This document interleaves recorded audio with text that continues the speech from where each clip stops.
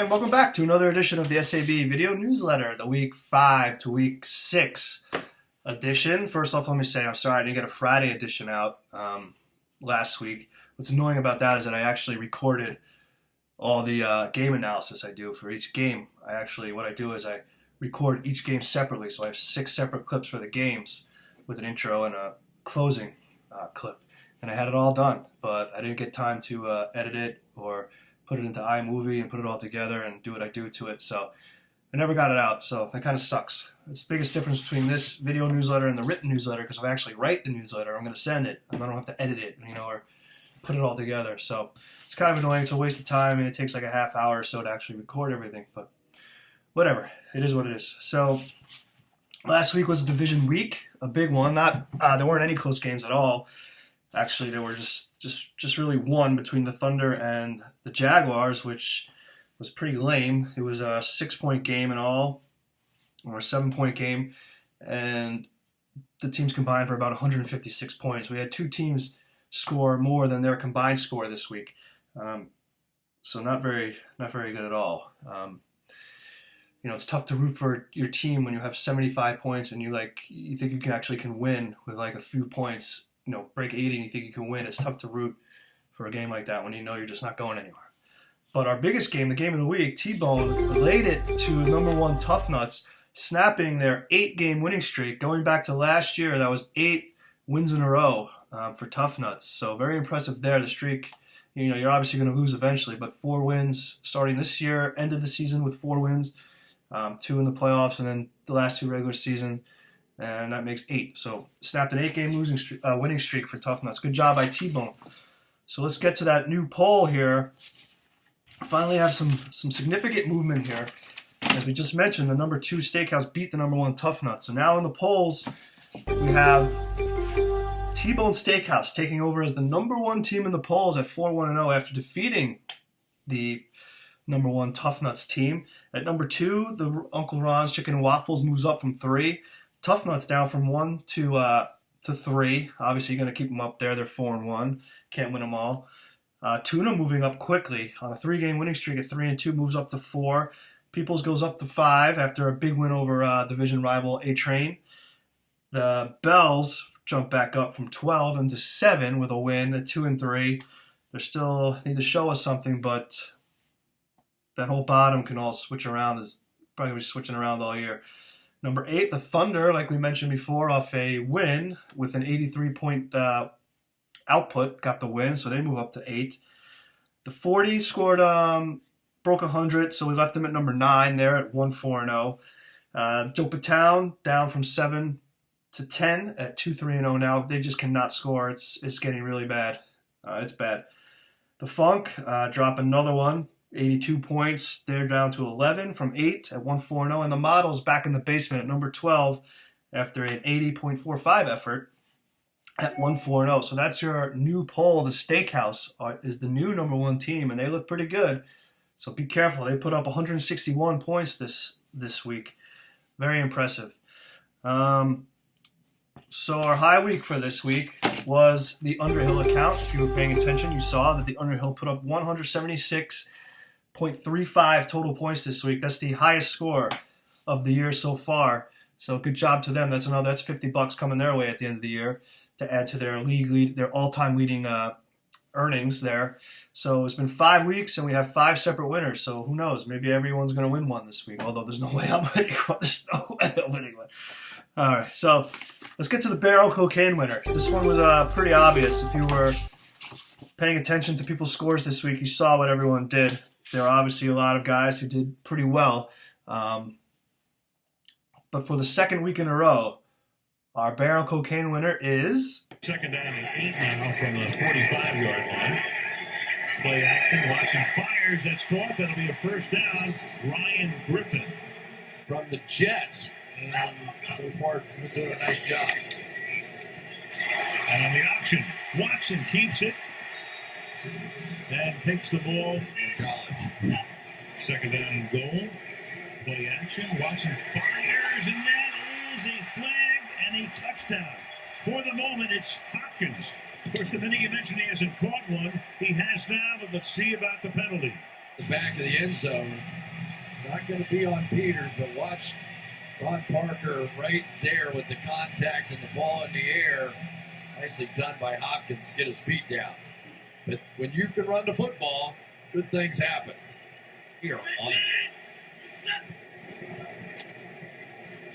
Watson fires over the middle, and that is caught, and taking it to the 46-yard line is Bruce Ellington. How long he would be out, second down and 2.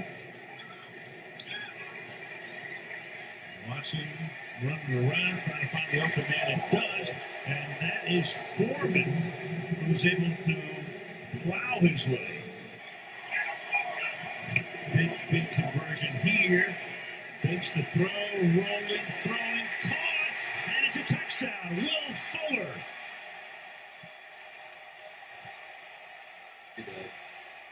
So at this point of the game, almost a must conversion on 4th down, and they get the touchdown to boot.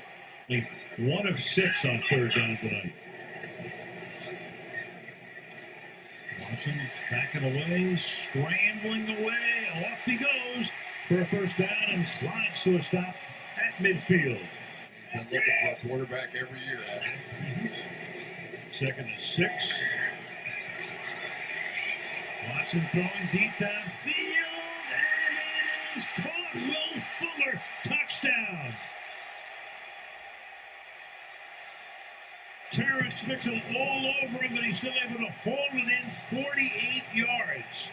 Way around, and Deshaun Watson is going to make him miss to buy just enough time to find this guy deep across the middle, and there he is. Will Fuller has been, now that is his 4th touchdown. Boy, there's a good battle going on, but I don't think that was interference, but that was all Watson as we have seen him do.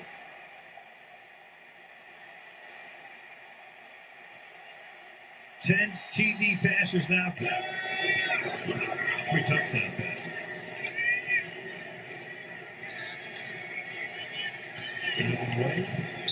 Caught by Miller. Watch 2 of his star players go off so early in this game. 3-man rush. Deep downfield, and it is a touchdown. Hopkins in a ton of traffic beats Mitchell for the score. It's a situation, just keep it in front of you. But being in front doesn't necessarily work when you get to going above the rim for that former college basketball player, played football and basketball at Clemson. Excellent cover guy at the safety position. What are you looking at? Near sack. That's the way downfield caught. And that is Steven Anderson, the number 2 tight end. The team facilities cafeteria worker. Check worth about $27K. And Watson launches one to the end zone. A jump ball there caught at the 1-yard line. And that's Anderson, the tight end. 5 ticks remaining. And he's going to float this one to Hopkins for a touchdown. As time runs out, but that is going to be a 5th touchdown pass tonight. 3 other guys did it.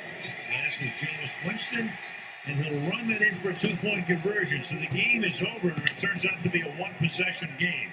8. Yeah, Watson looks pretty good. 5 touchdowns, another week of 5 touchdowns. That's 10 touchdowns in 2 weeks.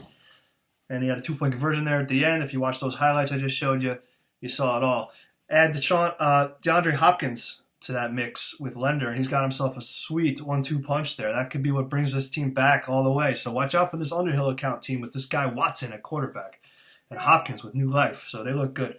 Now, the Minuteman Award winner, this one was actually tougher to kind of figure out. There were some bad performances, but nothing like crazy bad, and the games weren't that close, so it's hard to really decipher. So I had it between 4 different guys. I had Gurley for Tusa with his 5 points. I had Hyde for the Wreckers with 2.3.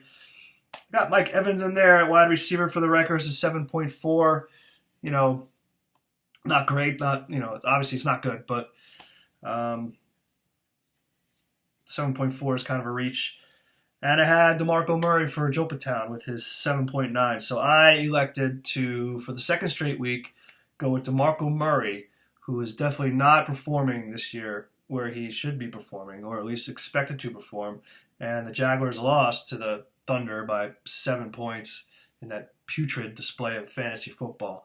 So for the second week in a row, it's DeMarco Murray as the Minuteman Award winner. So that pretty much does it for last week's, what went on last week in our division week. As you can see, the Waffles have a 2-game lead in the Hartwick already, only 5 games in.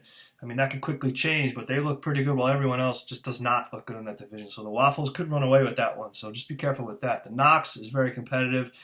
No one below 3-2. Big win for T-Bone taking down Tough Nuts there, finally.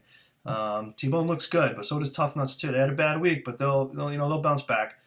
And the Wreckers and Peoples, are right there. They're actually in the playoff standings at 5 and 6. So watch for that. So next week we go back to the out of conference schedule, and we have some pretty cool matchups: Peoples versus 40, Steakhouse versus Jopatown, Waffles versus the Models, Thunder versus Tuna, Tough Nuts versus Portland Funk, and A-Train versus the Bells.